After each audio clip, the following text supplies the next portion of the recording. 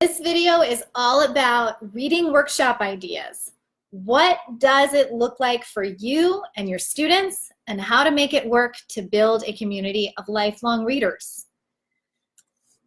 When students start choosing books for themselves to read on a regular basis, like every few days or once a week, they start to become familiar with different series and genres. They begin to know what they like to read and what they want to read more of. For instance, after reading Diary of a Wimpy Kid, my grade 4 boys wanted to read Dog Days and then The Last Straw. So you see, students get hooked on books that they can relate to, that they enjoy reading, and that they can read with confidence. You can also encourage students to try different types of books, like biographies, to learn more about people in the world, and to try nonfiction books about space, electricity, and inventions. One of the biggest takeaways when we talk about building a community of readers is the idea that we need to give students the opportunity to talk about books and about what they're reading. We also need to create safe environments for our students to be open and honest if they are struggling with a book that they chose. And one way we can do that is by sharing with them our own personal experiences. I often share with my students the story of how I tried to read the chapter book Little Women for the very first time in grade 5, and I hated it. There were so many words, and honestly, I was still building my stamina to read, so the book was really too hard for me. I abandoned the book and chose an easier one that I was able to enjoy reading. I told myself that I would try Little Women again when I was older. So a few years later in secondary school, I tried to read it again. This time, I was 16 years old and had been reading pretty consistently in the years in between. So this second time I read the book, I loved it. It did not even seem like the same book to me anymore. Share stories like this with your students so that they do not feel ashamed of the reading process. Admit that it's okay to sometimes abandon a book. Could you read the same book as one of your students and talk about it? Could you have a student do a read aloud or a page per student for the class? Could you give them opportunities in the classroom to talk about books? Could you have your students write short book commercials and perform them for the class? Time and choice are so important, but also accountability. What topics interest students? What about your students? When we can link their curiosity about things with books that have answers to their questions and what they're wondering about, students are more likely to connect their learning even more with books. I had a grade 4 student a few years ago who loved taking things apart and putting them back together again. This was something he did for fun, but he hated to read. He was not a strong reader. When I connected him with books about how things worked, simple engineering, and books about inventions, his thoughts about reading changed. His interest in books began to increase because these books were about things he liked, things he wanted to understand, things he was curious about. The time he spent in a book increased. I watched as he started to like reading for the very first time in his life. And you can do this too. As a teacher, you can get to know your students and connect them to the books that will motivate them to read. Now let's talk about accountability. We're teachers. We have to have something to show what these students are reading, right? I get it. So let's touch briefly about reading plans to encourage students to try different genres and have a way to measure our students' reading over the course of a year. Donna Lynn Miller in The Book Whisperer is a grade 6 teacher who requires her students to read 40 books in 1 year. What would happen if we required our students to do that too? Do you think our students' reading would improve? Something I have used with my students that is recommended by teachers who encourage their students to read what they want to read throughout the course of the school year is a reader's notebook. This connects the aspects of reading and writing together. Readers' notebooks can be used with students in grade K and 1 all the way up to secondary school English class as a way for students to record what they're reading and to write about their thinking while they are reading. Readers' notebooks can include a reading log, a specific location for students to write the book title, the author, the genre, and then to give it a rating, their opinion, whether they liked it or not, from 1 to 5 stars. My students loved doing this because it gave them the freedom to read a book and not have to say they liked it. It also gave students a reminder of what they thought of the books that they read to recommend them or not to their classmates, friends, and even siblings. You could also have a spot where students wrote why they chose to read this book. The reading log can also be a place for students to write the date that they finished a book. For some, this is a great accomplishment. Reading logs make students feel proud as readers and is a reflection of who they are as a reader. Another idea to encourage students to read books of various genres is by having students use a genre passport that they glue into their reader's notebook. Something like this holds students accountable to read books that include fantasy, historical fiction, mystery, poetry, nonfiction books about culture, geography, or history, nonfiction books about topics of their choice like sports, animals, realistic fiction, science fiction, survival adventure books, and autobiographies and biographies. This way, students are familiarizing themselves with different types of books instead of just reading Geronimo Stilton over and over and over. Keep in mind those students who do love their series books may be resistant to the idea of diversifying their genres, but remind them that they can go right back to reading Geronimo Stilton or whatever other books they love the most after trying a different genre.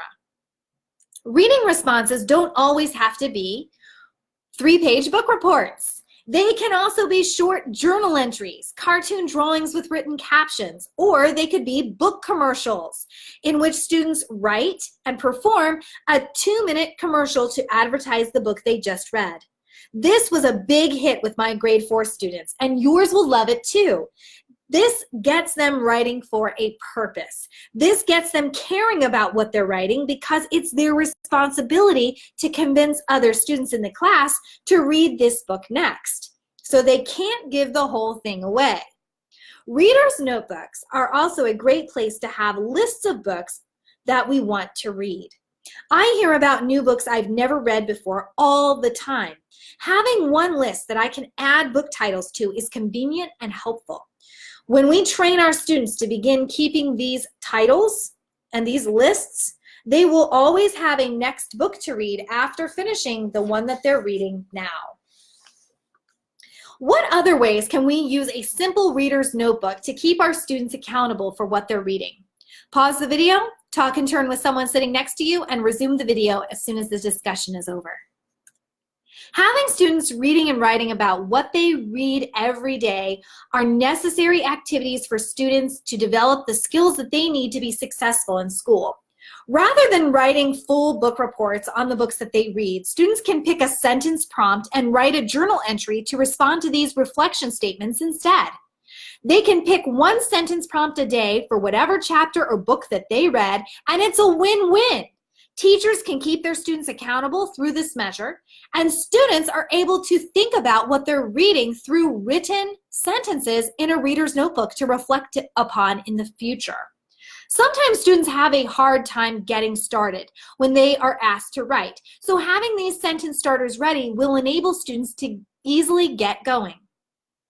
I think, I would change, if I could be a character I would be, I didn't like, my favorite part is, I think the next thing that will happen is, younger students can just finish the sentence, but older ones can develop a short 3 to 5 sentence paragraph surrounding these ideas. And for those students in kindergarten and grade 1, you can have them draw pictures in order to explain their thinking for reaction and reflection statements. Remember, research indicates that time spent reading directly correlates positively with students' performance on standardized reading tests. Students who scored in the 98th percentile are reading 91 minutes a day. Students who score in the 90th percentile are reading at least 40 minutes a day. We want our students to score well and read well. So we have to provide them enough time to actually read in school so that they will be motivated to continue reading the same books outside of school too. When we think about our school day, do we plan in actual time where students get to read the books they check out from the library? Do they get quiet, uninterrupted time in class to read these books and build up the stamina that they need to read harder books and to read more often? Talk and turn to the person sitting next to you and answer this question. How can I provide more time for free voluntary reading in my classroom and incentivize students to do this at home? I will ask you to pause the video and resume it as soon as our discussion with your colleagues is over. Time for reading is time well spent. We as teachers can protect part of our language arts block for this reading to take place. Start thinking about how you can make that happen every day so students know that they will have at least 15 minutes a day to read what they want to read and get in the daily habit of it. Have you considered how to use your language block time? What is preventing you from carving out the time to allow students to actually read in the classroom? Consider these 5 elements of a reading workshop outlined by Donna Lynn Miller in a book I recommend called The Book Whisperer. Number 1 is time. Students need substantial time to read and look through books. 2, choice. Students need the opportunity to choose reading material for themselves. 3, response. Students should respond in natural ways to books they are reading through conferences, written entries, classroom discussions, and projects. 4, community. Students are part of a classroom reading community in which all members can make meaningful contributions to the learning of the group.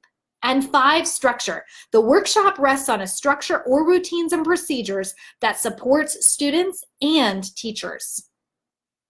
Here's the way that I have structured my language blocks in the past with my grade 4 classes and my grade 6 classes. I start with a mini lesson. This is the direct instruction time. Unfortunately, this is what often consumes most of our language blocks right now, and believe me, I was guilty of this for years until I realized how detrimental it was for the reading growth of my students. Direct instruction is when we're standing in front of the class teaching, and they are sitting there watching us, but they're not reading their books during this time. Now, don't get me wrong, direct instruction is extremely important. This is the time for us to explain and our time to model how to apply skills we want our students to learn. But we need to be mindful that this portion of our language block should only be taking at most 25% of the time or less. So if you have an hour language block, we are talking about a 15-minute lesson. For me, I was required a 2-hour language block. So my lessons were 30 minutes or less always.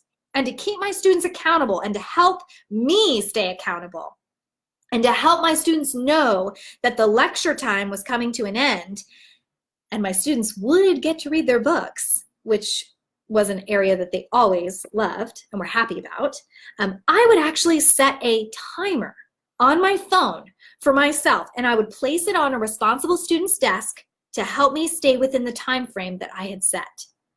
My direct instruction on reading or writing strategies was straightforward, short, and simple.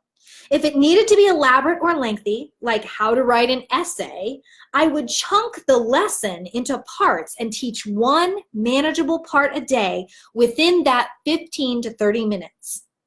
Modeling is also part of direct instruction, and this is so important for our students too. Modeling to the students through a read aloud book is a way to show not only what our students are expected to do, but also to see how our students can apply those skills to an actual book and to reading.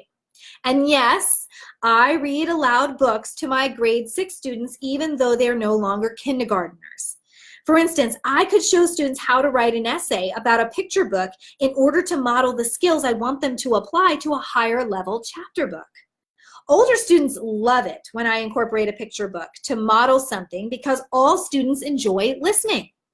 It is a time for them to focus their attention on the thinking part of the reading rather than the sounding out of words in the actual reading part of the process. Free independent reading is 50% or more of the language block.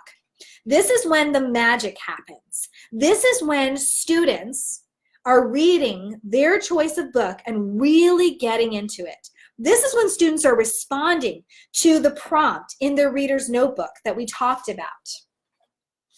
This is such an important time for all of our students. For younger grades, this is when you are reading one-on-one with them to figure out how they're reading and be able to support them in those smaller groups or in one-on-one settings for developing readers. For older grades, this is time when you can be checking in with individual students and having short, quiet conferences together over by your desk while the rest of the class is reading. You can talk with your students about the books that he or she is reading and what they're writing about in their reader's notebook. You can have the student show you what he or she wrote in his or her notebook and use that as a springboard for discussion. Keep in mind, the rest of the class is not held up by this individual conversation going on. This class is getting their reading minutes in while this is happening. Students know that they need to be writing good sentences and keeping up with their reading because they know that these individual conferences with you as their teacher are taking place. So they expect it and they're ready. Finally, I recommend the last 25% of the language arts class time to be set aside for reading clubs. So what are reading clubs? Well, this is a time when students get to talk about books, which is a vital part of reading communities. This is when students discuss in small groups, 3 to 5 students, what they're reading and have the opportunity to share their written reactions with their or from their reader's notebook. You as a teacher can sit in on these discussions with a group or two, or you can walk around and facilitate these group discussions by making sure students are engaged and have something productive to share about what they're reading. Other practical ideas outside of the language block include having students pull out a book during classroom interruptions when a teacher is asked a question by an administrator or has to pause the lesson for whatever reason. Also, students can be trained to get out their book to read at the very beginning of the school day while they're waiting for the class to begin or for their teacher to arrive. Perhaps the routine could be that as soon as the students come in from recess, that the class reads for 15 minutes quietly. When students finish assignments, students can get out their book to read. That way you don't have to create additional work for the early finishers. In between times like sports days, awards days, and assemblies, and students can keep quiet while they're waiting by pulling out their book to read and then putting it away once the assembly starts. And of course, library time. Library time is a wonderful time for students to get a jump start on reading their new book for the week. So now let's talk about motivating reluctant readers. We all have those students who are reluctant to read. They're convinced they don't like to read, or they're not a strong reader, or they don't think it's cool. How do we as teachers work to change this? A few ideas I can share with you are to read a page or two of a chapter book aloud to your students each day, perhaps right after recess or lunch while your students are settling in, and then stop halfway through. You can also do this with a picture book. Oftentimes, students are so curious about what happens next in the book that they are motivated to pick it up and read what happens themselves. Or they will want to read other books like it or the next book of the series. Reading books aloud is a great way to generate interest and give reluctant readers an opportunity to enjoy books by listening before they begin enjoying reading on their own. Like I've mentioned before, share book recommendations with your students. When you have to read a book in the library and then you recommend it to a student because you actually think they are going to like it, that gesture will speak volumes to that student. They know you know what you're talking about. You've read the book, you care about the student, and you're just connecting the dots. If you don't know your students and what interests them, start asking questions like I have shared before. Get to know them, walk with them, sit with them, converse with them. They want to feel loved and belonging. They want to know that their teacher really cares about them. When you know your students, you can point them to books that they will like, and you can show them books in series in the library that you know that they're going to like or think is funny or interesting. I had a student named Hank who didn't like to read. He had such trouble picking out a book and then actually reading the book. He abandoned a lot of books.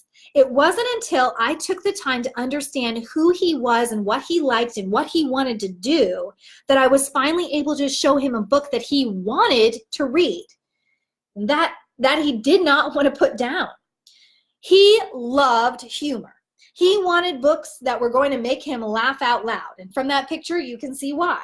He wanted silly and goofy. And as soon as I opened this door to him through books and reading, he was eating these books up. So much so that he read every single funny book that existed in our school library. He actually ran out of books to read of this type, and guess what he did? He started writing his own.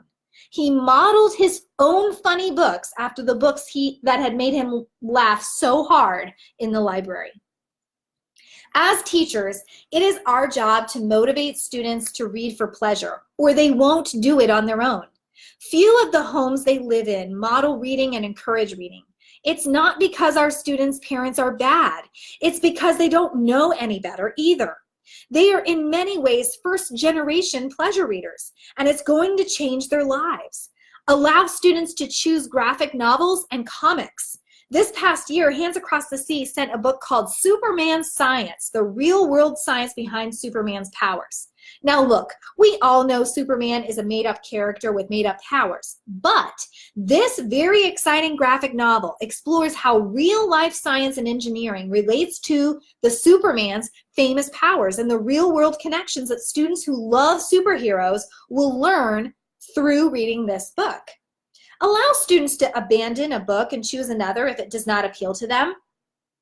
I had a student who tried to read a classic book called The Adventures of Tom Sawyer and Huckleberry Finn. Maybe some of you know it. Anyway, this book has a lot of dialect in it, and for a young kid who was only 10 years old, that was extremely challenging for him. It took him 4 days to get through 10 pages, and that's when I knew I needed to recommend that he abandon this book and choose a different one. So we talked about it. Both him and me, I didn't embarrass him. I didn't make him feel bad about himself for not being able to read this book yet. And we decided it wasn't the best book for him to read right now. So he put it back on the shelf and he chose something else. It was an easier book, and it was one that he could read well. One that he could understand what was going on in the story and actually finish the book, which was a huge accomplishment for this student. If you haven't heard of the Big Nate series, check it out. My boys love it. I would also encourage you to withhold the book report requirement and implement a reader's notebook or other method of accountability. I recognize that the 6th grade exam requires a book report, but we can prepare students for that exam by getting them to read, and then to break apart the book report into smaller, manageable chunks through their journal prompts in their reader's notebooks. This way, when it's time to start piecing together the elements of a longer book report, it's not a scary, daunting task. They're already familiar with it. Writing about what they are reading is almost natural because they're doing it almost every day within our classes. Finally, provide places around your classroom or your school for students to read. Students don't just want to sit in their desks to read.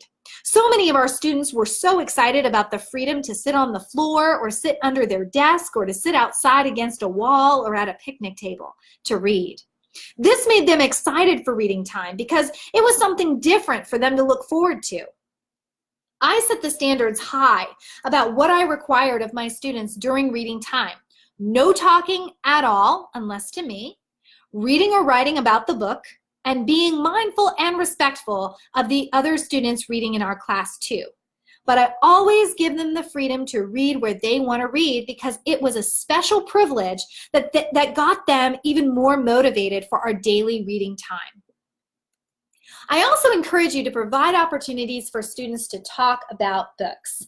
We discussed this earlier in our workshop, but the truth is when we read, we want to tell other people about what we're reading.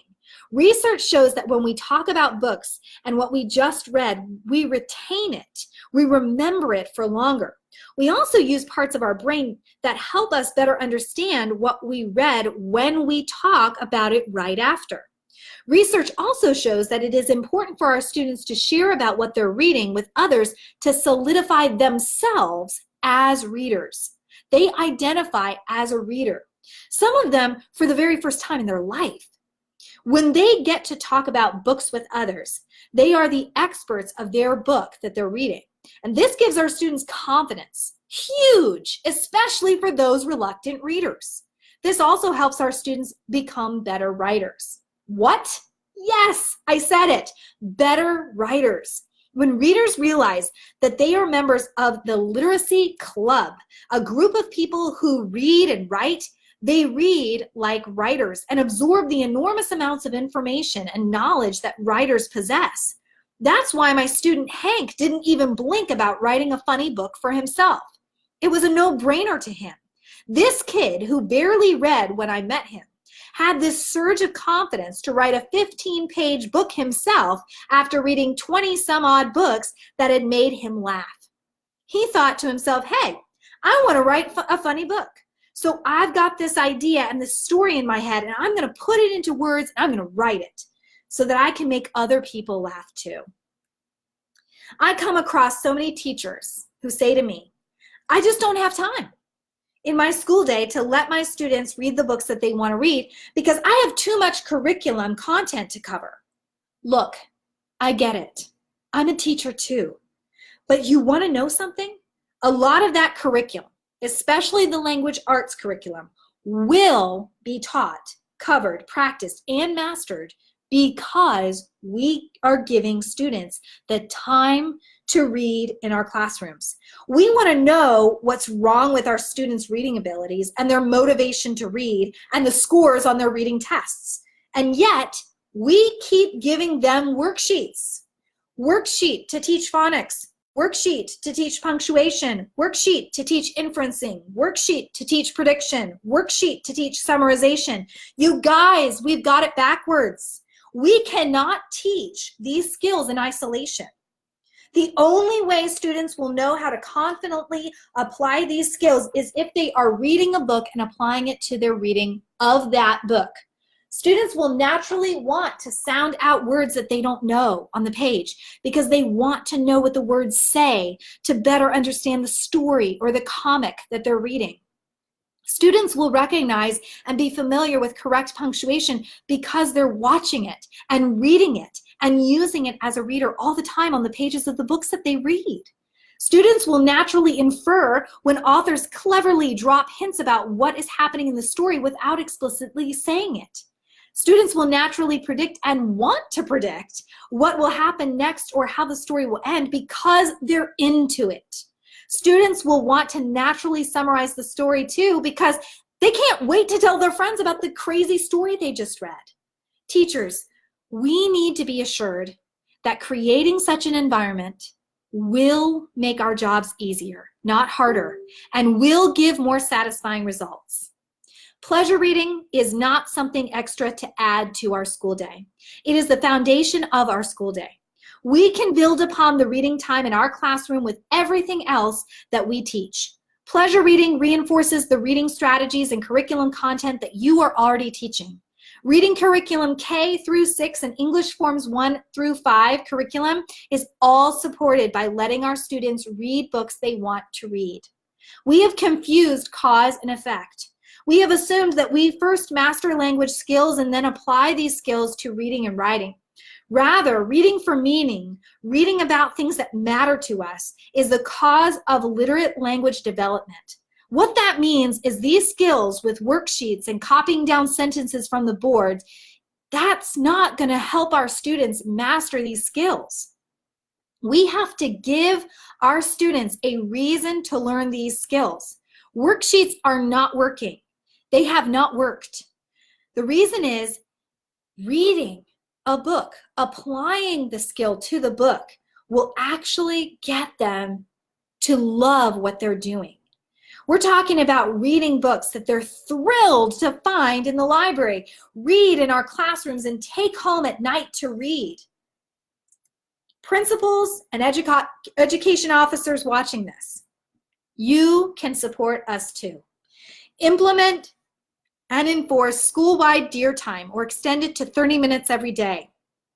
DEAR stands for Drop Everything and Read. Implement, encourage, and monitor that all teachers take their students to the school library once a week. Check your borrowing record charts. Is lending increasing at your school? Are more students and teachers checking out books from your library every week? Which grades are doing the best at your school? Why is that so? How can we encourage other grades to get to the library more often and to motivate their students to read more books too? Support teachers in protecting pleasure reading time within their language blocks. Support teachers in lesson planning to integrate curriculum standards into mini lessons and condense direct instruction, freeing up more time to practice those reading strategies through pleasure reading. You know that it can be done. Remind your students that it can be. Remind your teachers that it can be.